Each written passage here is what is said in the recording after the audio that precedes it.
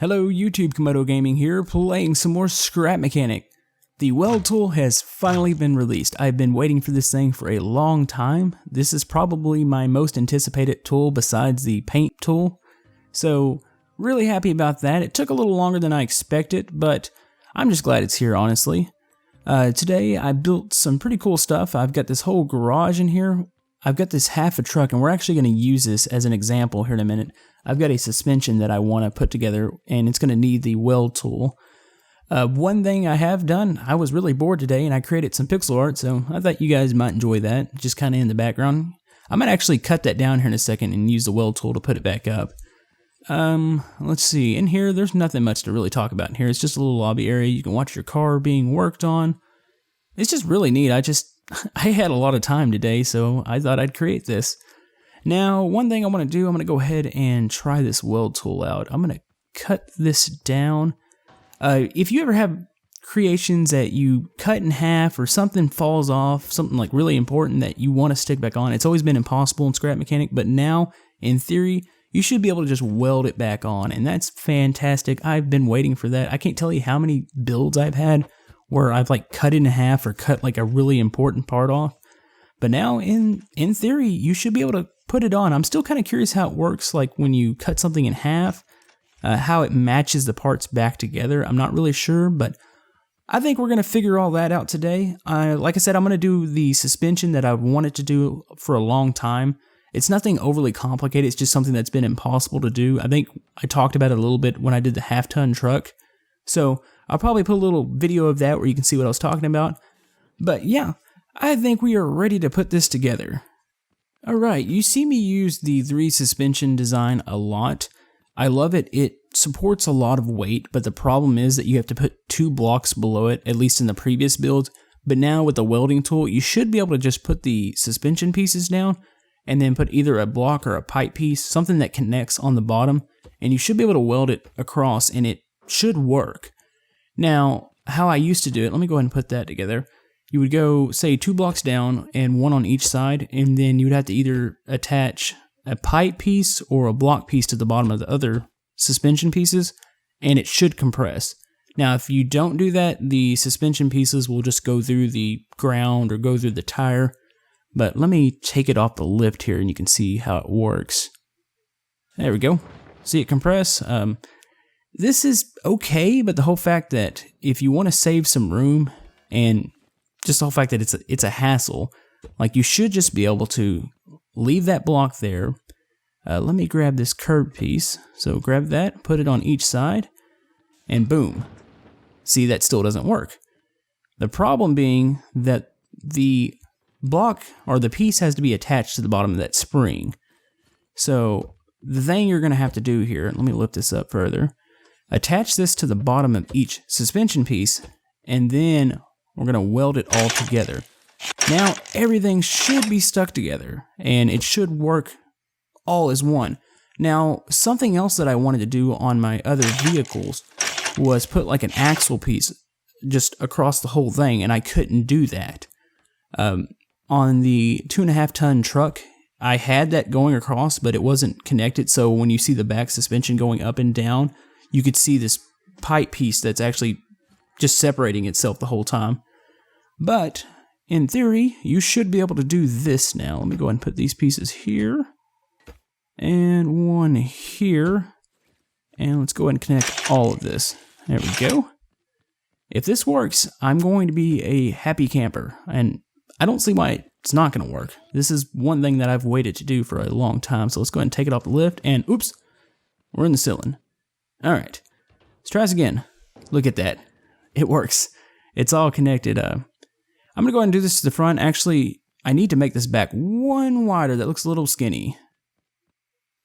Alright, we're going to do the front here.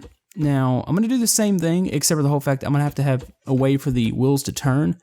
So, what I figured out that I'm going to do here, let me go ahead and grab this suspension piece again. I need to make sure I've got everything. I think that's it. We're going to put the suspension pieces down, and I'm going to do the same exact thing that I did to the back. And I'm going to put the front axle on, and it's going to connect across, but I'm going to change one thing, and it's going to be here at the bottom. Let me go ahead and Let me see, do I need to put a block here? Yeah. I had to remember, like, how I'm going to do this. I think the best way to do this is going to be having another pipe piece come out where it will turn. Now, this front suspension is not quite as wide as the back. It's one block skinnier. Reason being, I need, say, this piece here, and we're going to need a, does it look good? Yeah, it does. I'm going to do it over here and aim it down, and I need to get a pipe piece. This is going to go all the way across like the back, and the bearings here, and we're going to aim another pipe piece out, and let's see, that looks good. Put a bearing there, a wheel there, a bearing here, and a wheel here. See, it's just as wide. Everything should be good here. Like, I would like to put like either something across or some other suspension pieces, but I think for the purpose of this video and just to test this out, this isn't supposed to be like some magnificent, awesome looking build. It's really just to prove that this works now. This is something that's bugged me. I mean, it's just drove me crazy about this game, not being able to do something like this and having to have like every suspension piece be independent. Like, I want the front wheels to work together and I want the rear wheels to work together. I want to have that option. So let me go ahead and paint all this up, and I think if we can just have that work, and then I'm going to go ahead and cut this thing in half and put it back together. If I can do those two things together, I will be highly satisfied with this tool. Alright folks, the boring crap is out of the way. It's time to test drive this and make sure everything works. I'm really excited about this. One thing that bugged me so bad was in that 2.5 ton video. Like, that vehicle, it looked so cool, and the whole fact that the back would do what it did, it would like separate itself. It was one of those things that bugs me. It still bugs me today seeing that video, but I feel like this is all going to work. Now, I'm not saying that having 4 independent suspension pieces and having them not be connected across is a bad thing. That will work for a lot of vehicles, but just, this is something I wanted to see for a long time in scrap mechanics. So, ooh, that looks like something we could run over. Let's go ahead and hit this cornfield here. Look at that. Look at that, that's glorious. You can see them all working together. That's great. I've waited so long to see that. That's awesome. Yeah, that's just like, and this might not be a big deal to a lot of people, but this is definitely a big deal to me. Just seeing this work, just knowing the possibilities are going to open up with this weld tool. You're going to see probably a lot of just really unique designs. And the whole fact this is going to save us a lot of time. Anytime that you're building this, it's never fun losing chunks or parts off of it and not being able to put them back on. So I feel like this is going to just be awesome for the game, and I'm really looking forward to seeing what tools they come up with next. Because to be honest with you, I think tool-wise, I can't really think of too many more tools that I want. But yeah, I'm going to drive this around a little bit. It's going to be a shame because I'm going to cut this in half here in a minute, and hopefully I can put it back together. That's the one thing I'm kind of concerned with. Like, I don't know how things are going to line back up. Say when you split it in half, when you pick up one half, is it going to just connect the way it split, or is it going to try to put it on a different way? So definitely looking forward to trying that. I'm going to go ahead and drive back to the garage, and we're going to do that. Alright, it's time to cut this thing in half. Now, I feel like the developers have done this plenty, and I think this is all going to work out. You never know, though. It's a new tool. It might be glitchy. It might be buggy. But, yeah, we're going to cut it right about here. Now, if I don't put the block back, I'm going to lose one in the process of sticking it back together, since we're deleting this block. But I could always just add one, but I think we're just going to stick it back together. I'm not really worried about it. It's not like a really important vehicle, and that bugs me.